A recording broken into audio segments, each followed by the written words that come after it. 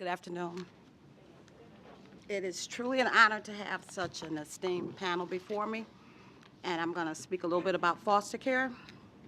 And I'd like to begin by saying, never say never. That was me. I vowed to never ever become involved with CPS workers, foster care workers, or any part of the system in that capacity again. Completing my treatment plan after my daughter was placed in kinship foster care at birth due to my substance abuse had me on an emotional roller coaster. I had broken the 11th commandment, thou shalt not have their children removed. I was doomed to eternal damnation, or at least that's what it felt like.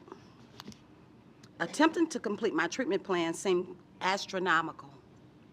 I completed inpatient substance abuse treatment, individual therapy, random drug screens, NA meetings twice a week, and obtaining suitable housing left me wanting to pull my hair out. But eventually, it came to pass, and that's when my daughter was placed in my custody after 1 year. Securing employment, now that was a challenge.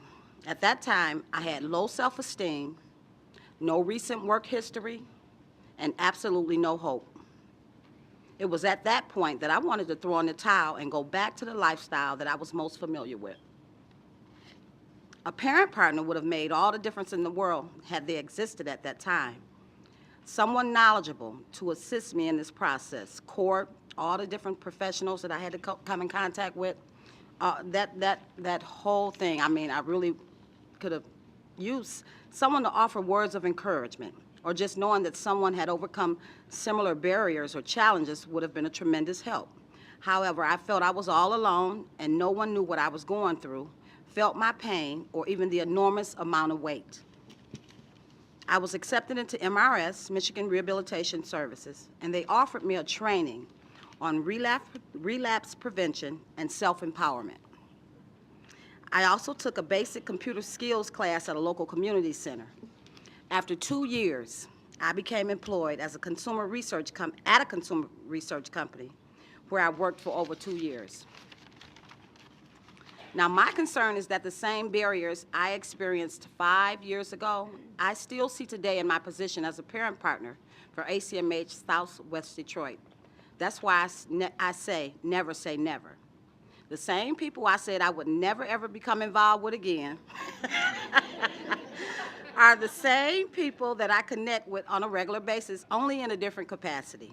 I've had the opportunity to meet with the same foster care worker and the same CPS worker that handled my case.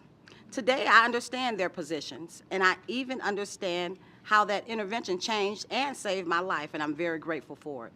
At that time, it seemed like that they were just intruding, and they were invasive in my life and my business, which I didn't even have a life or a business.